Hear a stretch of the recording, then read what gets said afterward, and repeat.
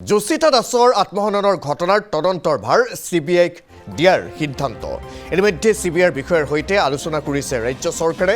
তদন্তৰ বাবে 7 জুনে SIT গঠন কৰিছে অসম আৰক্ষীয়ে ৰাজ্যিক কেবিনেট বৈঠকৰ অন্তত এই ঘোষণা কৰিছে মুখ্যমন্ত্ৰী ডক্টৰ হিমন্ত বিশ্ব শৰ্মাই একাংশ বিষয়ে ঠিকাদাৰৰ বাবে চৰমপন্থা লৈছিল যোশিতা দাসে কাম নকৰাকৈ ঠিকাদাৰ বিল মুকলোৱাৰ বাবে হেঁচা দিছিল যোশিতাক ইতিমধ্যে ঘটনাত জড়িত বিষয়াক গ্ৰেপ্তাৰ কৰিছে আৰক্ষীয়ে এই সমগ্ৰ ঘটনা CBIক দিয়াৰ আলোচনা কৰিছে ৰাজ্য চৰকাৰে CBIৰ বিষয়ৰ সৈতে আলোচনাত মিলিত হয় ৰাজ্য চৰকাৰ লোক নিৰ্মাণ বিভাগৰ অভিযন্তাৰ মৃত্যুৰ তদন্ত কৰিব CBI যোশিতা দাসৰ আত্মহননৰ ঘটনাৰ তদন্তৰ ভাৰ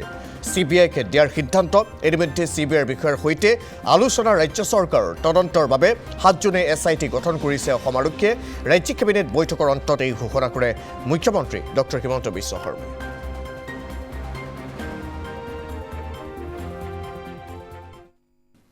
এজন SDO তেওঁৰ ওপৰত অনৈতিক হেঁচা প্ৰয়োগ কৰাৰ অভিযোগ দিছিলে আৰু তাৰ ফলতে মানসিকভাৱে হতাগ্ৰস্ত হৈ শ্ৰীমতী যোশিতা দাসে আত্মহত্যা কৰা বুলি এখন চিঠি লিখি থৈ গৈছিলে এই ঘটনাৰ পিছত অসম পুলিচে 7জনীয়া সদস্যৰে এটা SIT গঠন কৰিছিলে এই ঘটনাৰ লগত জড়িত সমস্ত এৰিয়া ভিডিঅ'গ্ৰাফ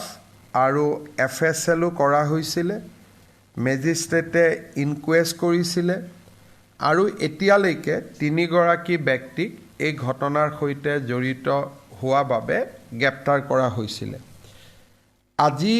ৰাজ্য চৰকাৰৰ কেবিনেটে বিষয়টোৰ গুৰুত্ব আৰু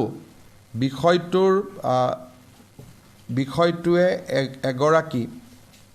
খুব উদীয়মান অভিযন্তাৰ প্ৰাণ হেৰুৱাবলগীয়া হোৱা পৰিৱেশ সৃষ্টি হোৱাৰ বাবে ইয়াৰ গুৰুত্ব অনুভৱ কৰি কেবিনেটে এই বিষয়টো CBIক হস্তান্তৰ কৰিবৰ বাবে সিদ্ধান্ত লৈছে CBIৰ ডাইৰেক্টৰৰ লগত আমাৰ মুখ্য সচিবৰ কথা হৈছে তেখেতসকলে কেছটো ল'ম বুলিও অনানুষ্ঠানিকভাৱে কৈছে কিন্তু কেবিনেটে দিয়াৰ পৰা CBIয়ে লোৱালৈকে ইয়াৰ ভিতৰত প্ৰায় 20-25 দিনৰ এটা প্ৰক্ৰিয়া থাকে গৃহ মন্ত্ৰালয়ৰ অনুমোদনো লাগে আমি ৰাজ্য চৰকাৰে চেষ্টা কৰিম যাতে খৰতকীয়াকৈ CBIলৈকে যায় কিন্তু তথাপিতো প্ৰক্ৰিয়াটোত কিছু সময় লাগিব